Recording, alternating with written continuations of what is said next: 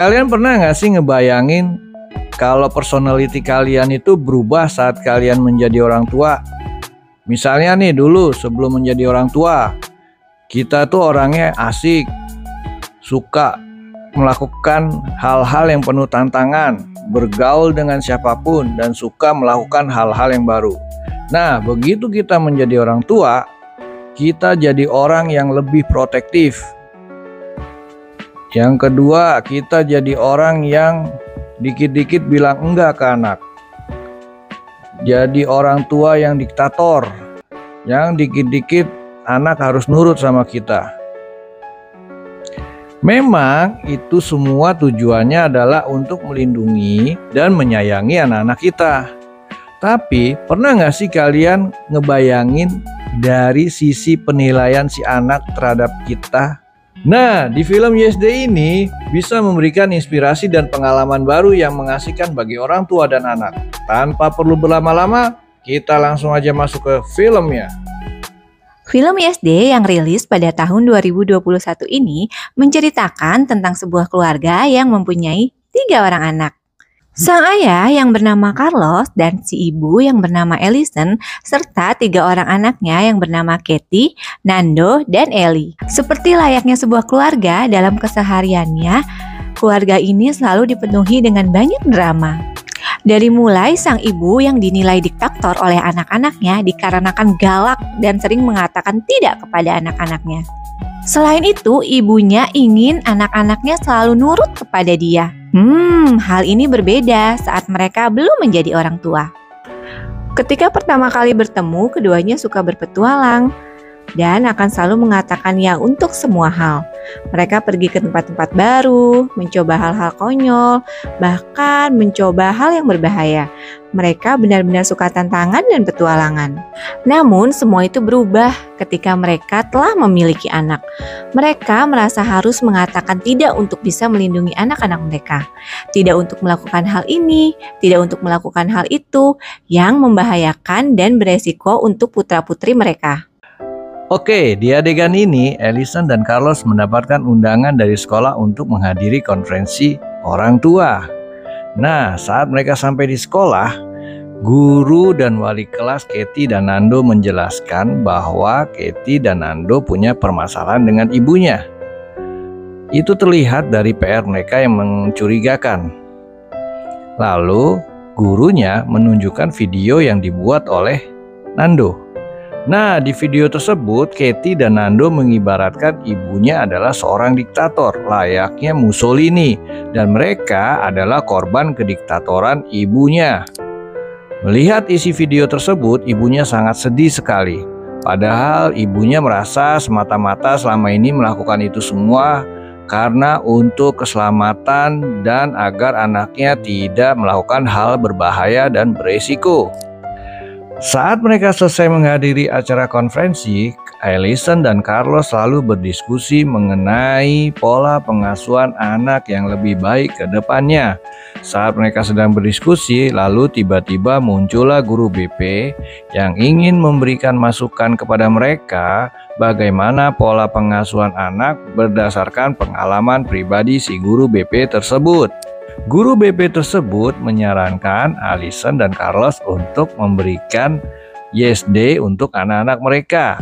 Apa itu YesDay? Tanya Ellison. Lalu guru BP tersebut menjelaskan, YesDay adalah satu hari yang kalian pilih di masa depan, di mana selama 24 jam di hari tersebut kalian selalu mengatakan iya untuk semua keinginan anak-anak kalian. Dengan syarat mereka nggak bisa meminta hal yang terjadinya di masa depan dan tidak boleh membahayakan diri mereka ataupun orang lain. Awal mulanya Ellison tidak menyetujui karena YesDay menurut dia tidak bisa diterapkan ke anak-anaknya. Apabila dicoba diterapkan maka semuanya akan kacau balau. Tetapi setelah melalui pertimbangan dan diskusi dengan suaminya, akhirnya mereka memutuskan untuk mencoba YesDay. Karena kalau tidak mencoba, gimana bisa tahu hasilnya? Setelah Allison menyetujui akan menjalani YSD bersama anak-anaknya, Allison dan Carlos pun memberitahukan ketiga orang anaknya tentang YSD. Nah, YSD ini bisa baru dilakukan kalau nilai dari ketiga anaknya itu bagus-bagus. Yeay, hari YSD pun tiba. Semua tampak senang dan sangat bersemangat. Dari mulai ayah, ibu, beserta 3 orang anaknya, Katie, Nando, dan Ellie. Bahkan Nando sudah membuat list akan kemana saja dia hari ini. Oke, selain itu Ellie pun berencana untuk mendandani ibunya. Ya, kita bisa lihat sendiri nih, ibunya harus nurut dong didandanin sama Ellie. Nah, di adegan yang satu ini, anak-anak meminta orang tuanya untuk pergi ke tempat pencucian mobil. Saat mobil sudah berada di lokasi dan mobil berjalan di rel otomatis, tiba-tiba anak-anak meminta orang tuanya untuk menurunkan kaca mobil. Alhasil, semprotan air dan sabun masuk semuanya ke dalam mobil. Messy banget ya. Tetapi justru disinilah anak-anak menikmati keseruan dan kebahagiaan bersama orang tuanya yang belum pernah mereka rasakan sebelumnya. Orang tuanya pun juga merasakan sensasi keseruan menjadi muda lagi. Dan anak-anak pun terkejut melihat orang tuanya yang selama ini terlihat diktator, ternyata mereka itu sebenarnya asik dan penuh keceriaan.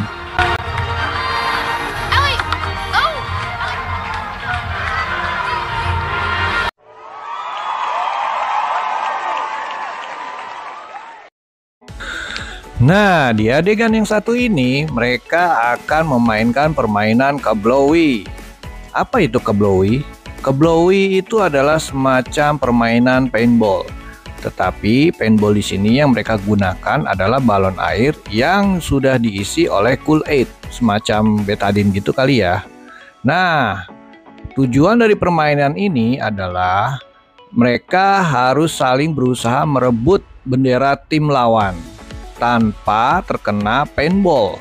Apabila saat mereka berusaha merebut bendera tim lawan dan terkena paintball, maka orang tersebut akan didiskualifikasi. Oke, seperti apakah keseruan permainan ini dan siapakah yang akan memenangkan permainan ini? Kalian bisa langsung saksikan di filmnya ya. List permintaan anak mereka selanjutnya adalah pergi ke Six Flags Magic Mountain, yaitu sebuah taman bermain seperti Dufan atau Disneyland yang memiliki wahana bermain yang seru dan menegangkan. Di sana mereka menaiki wahana roller coaster dan ini adalah pengalaman pertama bagi Allison dan Katie. Momen seperti inilah yang membuat Allison dan Katie merasakan keseruan, kebahagiaan, dan kebebasan layaknya seperti teman.